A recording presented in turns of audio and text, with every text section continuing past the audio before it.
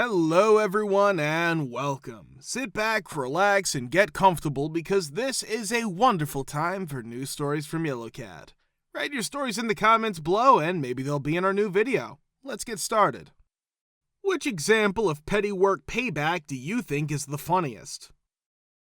When I used to sell vehicles, I had just finished working with one customer and was looking for the next one on a Saturday that was extremely busy with people buying cars left and right. Could I assist his customers? My coworker approached me carrying an elderly couple and stated that he had an appointment that just happened to show up. They're examining whatever it is. Yes, I am able to assist. When I finally speak with these people, they're not interested in buying. They are far apart. Their sole purpose was to occupy time. After a short while, I see my colleague pointing and giggling with a few bosses about how he had just pulled pranks on me. So I asked the onlookers to leave nicely and set to work on my plan. I knew there was a truck on the far end of the lot with a dead battery, and I knew it was expected to rain later that week. The property was roughly 400 yards broad and 100 yards deep, making it exceedingly long and thin. The vehicle was at the extreme end of the lot, some 300 yards from the showroom, which was not quite in the center of the lot. This vehicle was a trap. The truck was a heavy-duty vehicle, fully loaded, enormous markup. A friend of mine worked in the automotive sector once. She had 20 years of experience in sales and finance. She is an S expert. More importantly, she is well versed in the tactful phrases that a salesman can hear to pique his interest. I persuaded her to give him a call, during which she explained that she needed a fancy truck for her company in order to claim a tax write-off. Something akin to the truck stock number X she saw on our website, ready to buy with cash in hand. Subsequently, she requested a meeting on that soggy Wednesday, which also happened to be his day off. When Wednesday finally arrives, it's repulsive. It is simply raining. A few weeks ago, the golf cart's battery died. It was used by the dealership to drive customers around the lot in the rain. On his day off, my colleague walked in, giddy with anticipation for this large fish sale. He was thrilled to be there because the offer my friend had discussed with him seemed too good to be true. This was the kind of transaction that would make his entire month. After getting the key, he walked through the pouring rain to the far end of the overflow lot and attempted to start the vehicle in an attempt to turn it around. Alas, the battery was dead. In the pouring rain, he had to walk all the way back to the showroom to acquire a jump box. Then he had to walk back outside to jumpstart the truck. He is now completely drenched. After waking up and falling into puddles, his pants are completely soaked. It is impossible to jumpstart a large truck while holding an umbrella, therefore he was completely soaked while attempting to do it. At last, he maneuvered the truck forward. It was decided to meet at 1 p.m., and around 1:30 he called my pal because that time had already passed. My friend says, "Sorry, I'm running late, I'll be there about 3 or so." 3 o'clock comes and goes, and still no buyer appears. When he phones her again, nothing happens. She abandoned him entirely. With the rain still falling, he had to return the truck to its original location. He was furious, but the entire time he was unaware that it was me. Still doesn't know to this day. A manager at a store I worked for a very short time was a stone-cold a-hole. He would make sure everyone else was doing their job and his. Then he would take credit for it all and no one would stand up to him. I had just found a way better job and put in my 2 weeks. He was a huge floppy D the first week and it didn't look any better for the second. I was racking my brain how to serve up a hot plate of justice on this ACAT, but the recipes didn't sound right. But I started telling the big boss the truth. "Oh yeah, me and blank did all that work. Manager, is he here today? Oh, we haven't seen him." And this was getting to him, but it wasn't tasty enough. Then, on the episode of The Office with Todd Packer Jim jams Dwight's drawers, and I knew I had found it. I cut 12 wooden L's and waited until the next day, unable to sleep. He disappeared for his hour-and-a-half lunch, and I got to work. Through a painstaking process of screwing the top of the L to the top of the drawer with a ratchet, I achieved victory. It worked perfectly so that you could barely get a pen out with 2 fingers. The floppy one was due back, and I ran around giving every staff member a pen and telling them the score.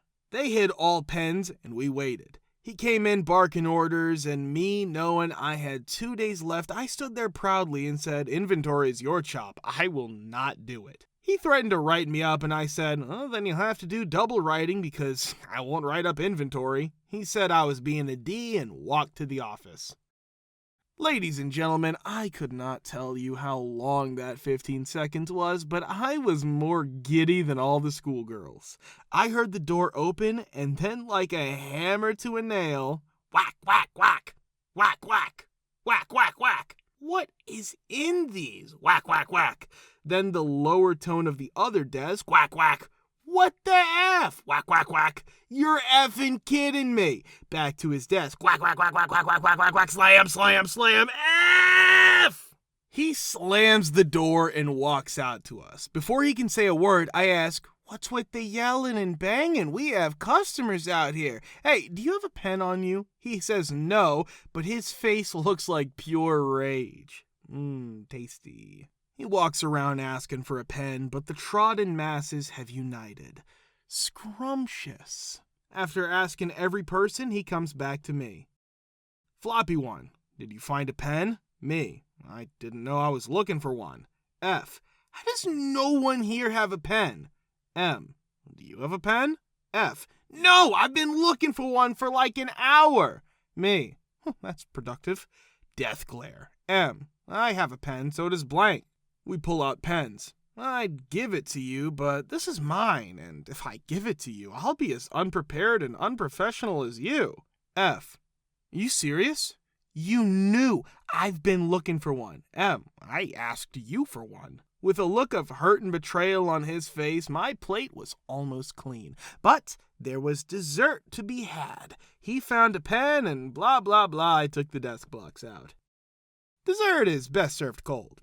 I went in a few weeks later and saw my old coworkers. They said he was nicer, but now he's even worse. I went to my car and reinstalled the blocks. This time, I left a note just visible. Do you have a pen? It's a joke I never saw the punchline to, but makes me laugh just as hard. What are your thoughts on the HOA in your neighborhood? HOAs are the worst invention in history. It seems to me that they just keep all of the money for themselves. As soon as new management took over the HOA, they immediately raised the fee to $450 every 6 months, in addition to requiring us to pay fees for trash collection, leaf collection, and snow removal. When I first started using their services, the annual fee was a mere $330. Where is all of this money spent?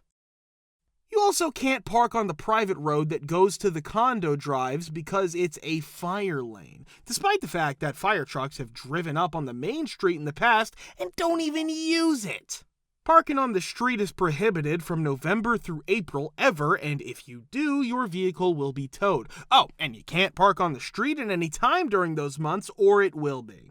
In the event that there actually is a fire, the fire lane is also far too close to the structures to be of any use. But I'm getting off topic here. On top of that, each driveway can only accommodate one vehicle, and there are no public parking places in the immediate area. So I guess we'll never be able to have visitors. My worst nightmare came true when I discovered that the late payments I had made on my homeowners association due had negatively impacted my credit. I'm very good about paying all of my payments on time and well in advance of when they are due. As a result, I set out to rectify the matter only to discover that some jackass had been diverting my money to another account. I literally handed him my scanned Bank of America check front and back as well as my bank statements, and he said, it's not totally readable. I'm not accepting it. Not only did he tell me that I still have to return the bill, but he also indicated that I would have to refund it.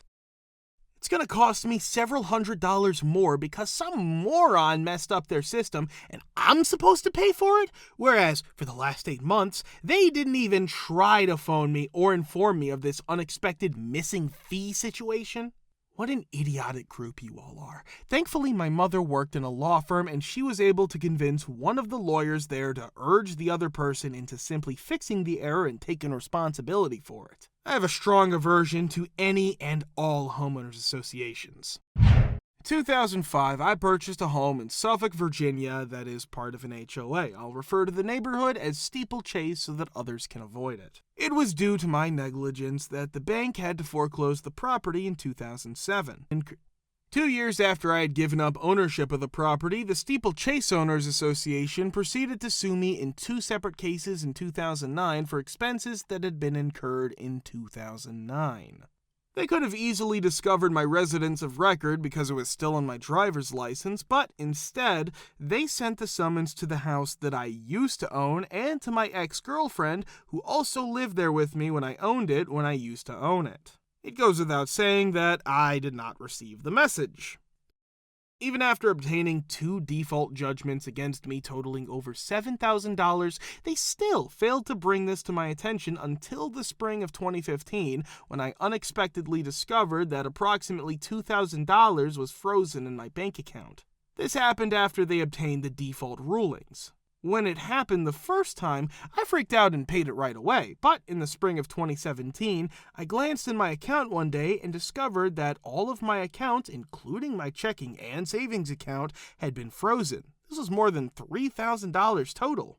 When I called the lawyers for the bees, they told me that it did not matter if I did not own the property during the time the costs were incurred, and that I would still be required to pay for them. Unfortunately, I did not record all of my phone calls at that time, so I do not have a record of what was said during those conversations. After receiving notification informing me that they were going to try to garnish my pay in a new lawsuit for the garnishment, I eventually hired a lawyer and am currently attempting to get the initial judgment overturned. This came after they issued me a notice saying they were going to try to garnish my income. During the same week, I retained legal counsel. Before there was even a chance for a hearing to be scheduled, the HOA had already cashed a check for the full amount of the money that had been frozen in my account. Stranger even is the fact that these legal documents were prepared by attorneys in Texas rather than in Virginia, where all of this action has taken place. Even if the hearing is still planned for the next month, they have already taken my money. Additionally, this is not an isolated occurrence at all. When I looked into the lawsuit that had been filed against me, I also looked into the other cases that had been brought against this HOA in same court. Over 200 legal actions were brought before only this one court by a single HOA. They're not attempting to collect money that they believe was owed to them in this manner. These baseless legal actions are an essential component of their overall economic plan. We sued the H out of the HOA and basically bankrupted it. We forced the HOA to buy the home and pay all of the fees plus 15% increase in home value over current market, plus an extra $100,000 in damages and full lawyer fees. This is a true story from when I worked as a litigation paralegal. We did a case against an HOA that was tyrannical. One resident had over 125 violation tickets over the course of a year. Shortly after that, the Homeowners Association HOA was dissolved, and in the wake of that, there were over 50 lawsuits against various parties. All of those involved just continued to place blame on and sue other people. The following are some of the highlights. Plaintiff received over a dozen citations for flying a flag after it had become illegal to do so according to federal law. A homeowners association does not have authority over flags. Plaintiff videotaped himself bringing down the flag each night before it became dark, and all of the timestamps included the days in question. Over 30 tickets were issued for parking in an improper manner. Once more, the plaintiff photographed each time they parked their vehicle. The best, which infuriated the judge to no end, 44 references found for the phrase "garbage of a nature that caused odors that were distasteful to the neighborhood." That is one that will remain in my mind forever. It was hilarious, but the firm got like 10 clients and made well over $1 million in fees and award out of that development. From what I understand, there is still no construction on the planned addition of 50 more homes in the development because so many homes are still for sale. A handful were foreclosed because of lawsuits, and a few abandoned when people just said F it and surrendered their homes back to the developer. The entire development area sued the contractors, and the contractors sued the management company. If you ever have to deal with an unruly homeowners association, it is imperative that you document everything. Seriously, get a cheap PC and hook up a 24/7 camera in a discreet manner, keep records of everything, and if you go out, have a camera pointed on where you park, etc. Any form of harassment that is recorded has a good chance of convincing a judge to rule in your favor. Now, always keep in mind that this case took place in Massachusetts, where homeowners associations, HOAs, do not have a strong legal basis, as, for example, condo associations do. In many areas, if you sign an agreement to comply by the regulations of an HOA, you're stuck with those laws until you may sell your home, until you can establish that you were subjected to harassment or unfair treatment. Everything should be documented and videotaped. Seriously, if you live in a state that enables residents to record conversations, you should also record phone calls from the HOA. Thank you for listening to these stories. If you want to see new videos, be sure to subscribe to the channel and don't forget to hit the like button.